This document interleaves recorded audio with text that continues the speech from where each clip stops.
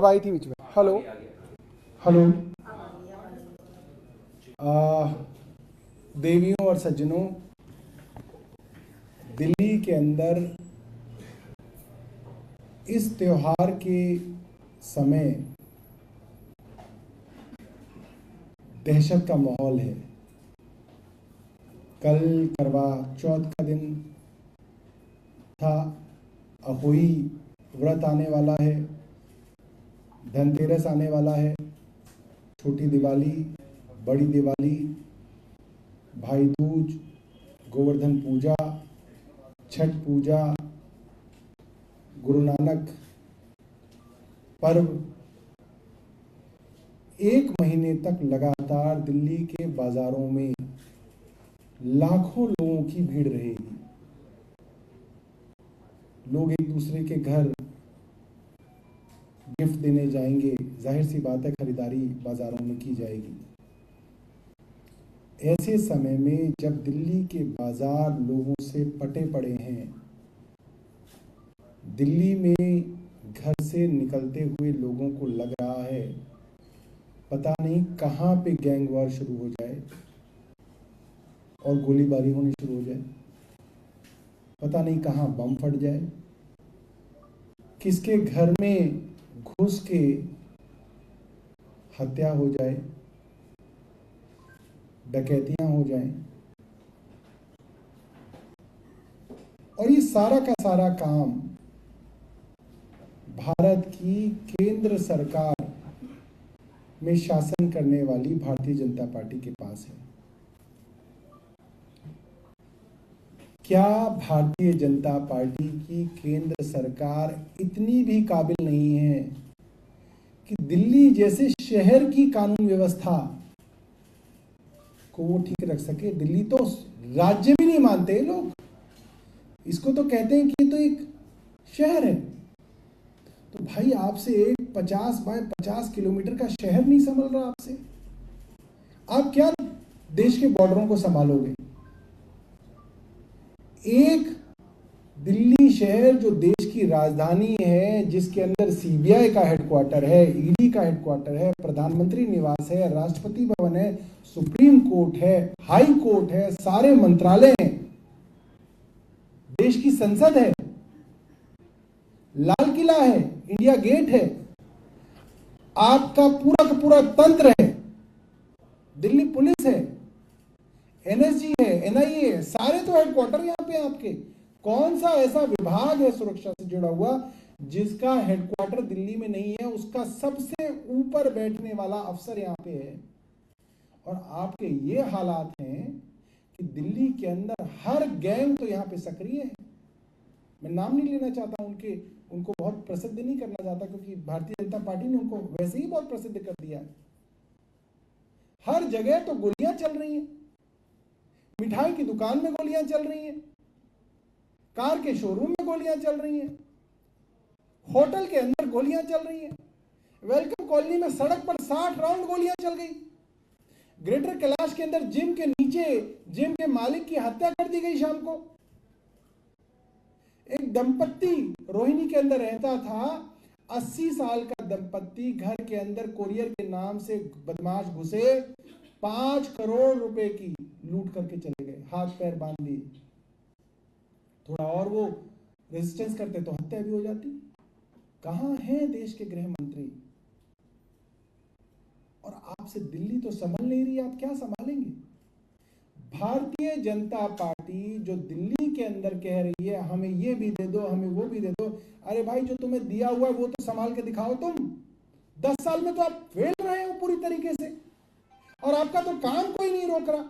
Delhi police आपके हाथ में, सारे ट्रांसफर पोस्टिंग आपके हाथ में, जिसका मन करता है आप उसको अफसर लगाते हो, जिसका मन करता है आप उसको ज्वाइंट सीपी लगाते हो, स्पेशल सीपी लगाते हो, सीपी लगाते हो, एलजी लगाते हो, सब कुछ तो आपके पास है और आप पूरी तरीके से फेल हैं। त्योहार में मैं अपने घर से निकला दुर्गा पूजा के लिए, मैं चिराग दिल्ली में रहता हूं, मैं चिराग दिल्ली से दुर्गा पूजा के लिए शाम को निकला सीआर पार्क जाने के लिए 8 बजे। जहां मेरी गाड़ी खड़ी थी 8:30 बजे तक, 8:35 तक मेरी गाड़ी वहीं खड़ी थी। मैंने कहा ड्राइवर को, भाई रहने दो, सीआर पार्क नहीं जा पाएंगे, चलो इधर चिराग दिल्ली में रामलीला ही देख लेंगे। ये हालत है ट्रैफिक की। एक मंत्री अपने घर पे ही 35 मिनट खड़ा रहा क्योंकि ट्रैफिक इस तरीके से जाम था। आज माफ कीजिएगा, परसों करवा चौथ के अलग अलग जगह मेले थे। करवा चौथ से एक दिन पहले आरडब्ल्यूएस के फंक्शन होते हैं। मुझे ग्रेटर कैलाश घूमने में, चिराग दिल्ली से GK2 जाने में मुझे पौना घंटा लगा। GK2 से अलकनंदा जाने में मुझे आधा घंटा लगा। अलकनंदा से फिर GK1 जाने में मुझे 1 घंटा लगा। आप सोच सकते हैं कि क्या हालत है। ट्रैफिक की सारी जिम्मेदारी केंद्र सरकार की और भारतीय जनता पार्टी की। मैं पूछना चाहता हूं भारतीय जनता पार्टी से, आपने दिल्ली की ट्रैफिक की समस्या के लिए एक काम जो आपने किया हो जिसका कुछ फायदा मिला हो तो आप बताइए। आपसे ट्रैफिक मैनेज नहीं हो रहा। कहीं पे आपका कोई आदमी हो जो दिखा रहा हो कि भाई हम ट्रैफिक मैनेज कर रहे हैं? कोई नहीं। जैम लगे हुए हैं जगह जगह। कोई एक गाड़ी खराब हो जाती है तो उसके चक्कर में पूरी जगह। अब इनसे कहोगे कि भाई तुम सुरक्षा व्यवस्था को ठीक करो, तो क्या करेंगे मैं वो भी बता देता हूं। भारतीय जनता पार्टी किस हद तक सोच सकती है। मैं 2 प्रेस कॉन्फ्रेंस कर दूंगा सुरक्षा व्यवस्था पे, तो ये हर 3 किलोमीटर पे बैरिकेड लगा देंगे और पब्लिक की ऐसी की तैसी कर देंगे। ये बैरिकेड लगा देंगे IIT गेट के सामने, ये बैरिकेड लगा देंगे मथुरा रोड पे, ये बैरिकेड लगा देंगे आउटर रिंग रोड पे, ये बैरिकेड लगा देंगे रिंग रोड पे, ताकि और पब्लिक को परेशान हो। और बैरिकेड पे कोई होगा भी नहीं खड़ा, कोई आदमी नहीं खड़ा होगा उस बैरिकेड पे। सिर्फ ये है कि पब्लिक जो है अब और त्रस्त होकर जो है एक एक कार, एक एक बस जो है उस बैरिकेड से निकलेगी। ये इनकी सुरक्षा व्यवस्था होगी। सेट प्रोटोकॉल है इनका। सुरक्षा व्यवस्था के नाम पे क्या करना है, बयान क्या देना है। जम्मू कश्मीर में हमला हो गया, 10 साल से ये तो एक्सपर्ट थे कश्मीर के, ये तो पिछले 50 साल से 70 साल से देश को बता रहे थे कि नहीं, हमें जम्मू कश्मीर की जिम्मेदारी मिल जाए तो हम ये कर देंगे। यही कहते थे ना कि हमें बताओ, हम करके दिखाएंगे। 10 साल से इनके पास कश्मीर की सुरक्षा व्यवस्था है। पहले महबूबा मुफ्ती के साथ ये सरकार में थे, उसके बाद इन्होंने सरकार गिरा के उसको कब्जे में ले लिया, यूनियन टेरिटरी बना दिया। आज भी इनके कब्जे में है वहां की कानून व्यवस्था। कहा जाता था कि साहब अब दिल्ली में, यूपी में, पंजाब में, महाराष्ट्र में रहने वाला आदमी कश्मीर में जाके फैक्ट्री लगाएगा। भारतीय जनता पार्टी वाले प्लॉट का रेट पूछ रहे थे कि अनंतनाग के अंदर प्लॉट खरीदेंगे भाजपा के कार्यकर्ता। मैं पूछना चाहता हूं भारतीय जनता पार्टी से, कितने कार्यकर्ता गए आपके कितने कार्यकर्ताओं ने वहां पे फैक्ट्री लगाई?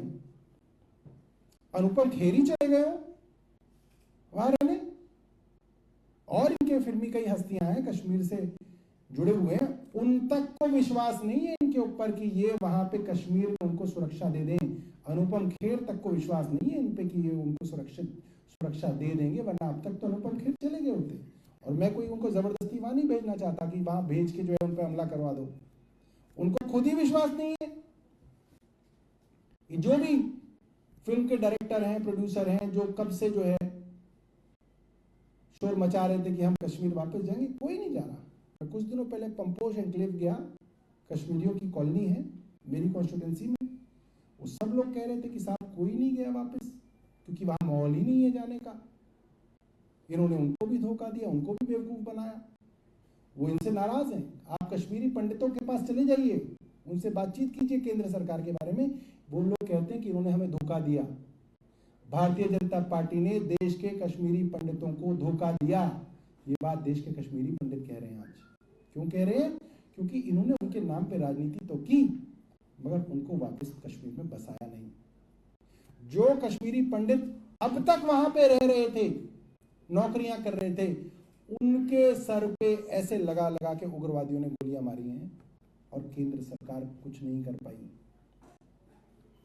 कल कश्मीर के अंदर जो प्रवासी मजदूर थे उनको चुन चुन के मारा गया। 7 लोगों की हत्या कर दी गई। क्यों कर दी गई? उन्होंने अपना क्लियर मैसेज दिया है उग्रवादियों ने कि हम यहां पे बाहर का आदमी बर्दाश्त नहीं करेंगे। केंद्र को क्या करना चाहिए था? केंद्र को 5,000 लोग भेजने चाहिए। केंद्र को कहना चाहिए हम भारतीय जनता पार्टी के 5,000 बहादुर कार्यकर्ता भेजेंगे उस टनल के निर्माण के लिए, और वो टनल का निर्माण करेंगे। और जैसे वो जो मिस्ड कॉल खोलते ना, मिस्ड कॉल दीजिए भारतीय जनता पार्टी के कार्यकर्ता बनिए, नहीं, इनको भारतीय जनता पार्टी के कार्यकर्ताओं को कहना चाहिए कि आप बताइए 5,000 लोग कौन है जो कश्मीर में जाएंगे और टनल बनाएंगे। उनको भेजना चाहिए वहां पे और सुरक्षा देनी चाहिए उनको, वहां पे फैक्ट्रियां खुलवानी चाहिए। पूरी तरीके से कानून व्यवस्था के अंदर फेल, भारतीय जनता पार्टी पूरे देश के सामने एक्सपोज्ड, क्योंकि ना इनसे कश्मीर संभला, ना इनसे पूर्वोत्तर के अंदर चीन संभला, वो तो छोड़ दीजिए, इनसे दिल्ली ही नहीं संभल रही, दिल्ली की कानून व्यवस्था नहीं संभल रही, इनसे गैंगस्टर नहीं संभल रहे, यहाँ की गैंगवॉर्स नहीं संभल रही, इनसे यहाँ का ट्रैफिक नहीं संभल रहा, और ये कह रहे हैं कि हमें दिल्ली दे दीजिए। अरे भाई, दिल्ली की तो 3 चीजें तुम्हें दी हुई थी, ट्रैफिक पुलिस तुमने कुछ नहीं किया, दिल्ली पुलिस उसमें तुमने कुछ नहीं किया, तीसरे डीडीए वाइस चेयरमैन कंटेम्प्ट करा के बैठे हैं, 1100 पेड़ बिना परमिशन के काट दिए। सुप्रीम कोर्ट पूछ रहा है कि एलजी साहब अपना हलफनामा देके पूरा सच बताएं। तो ये तो इनके 3 विभागों का हाल है। तो मैं दिल्ली वालों से ये निवेदन करूंगा कि भारतीय जनता पार्टी से पूछिए कि अपना कानून व्यवस्था पर रिपोर्ट कार्ड दे कि पिछले 10 सालों में इन्होंने दिल्ली की कानून व्यवस्था का कैसे बंटाधार किया है। इनका रिपोर्ट कार्ड आना चाहिए। आपके पास कोई सवाल है तो आप पूछ सकते हैं। प्रदूषण को लेकर काफी सवाल खड़े हो रहे हैं, बीजेपी लगातार उस पर हमला कर रही है। आज वीरेंद्र सचदेवा कर्तव्य पथ गए थे इंडिया गेट के पास, उन्होंने वहां से खड़े होकर दिखाया कि इंडिया गेट देखिए 10 साल में आम आदमी पार्टी बना रहे। अरे इंडिया गेट क्या, लोगों को एलजी नहीं दिख रहे हैं? वो कह रहे हैं इंडिया गेट नहीं दिख रहा। मुझे एलजी साहब नहीं दिख रहे भाई, आपको दिखे हो तो बताइए।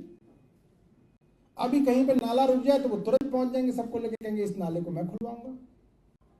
और यहां पे 60 गोलियां चल गई, 60 राउंड फायरिंग हो गई, एलजी साहब दिख ही नहीं रहे, वेलकम कॉलोनी में नहीं दिखे। जिसका नाम ही वेलकम है वो खुद स्वागत कर रहे हैं, वो है ही नहीं, गायब है।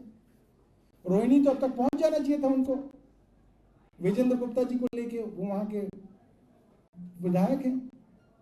मैं उनको विजेंद्र सचदेवा जी को बोलना चाहता हूं, इंडिया गेट तो छोड़िए, हमें एलजी नहीं दिख रहे। और कोई सवाल है?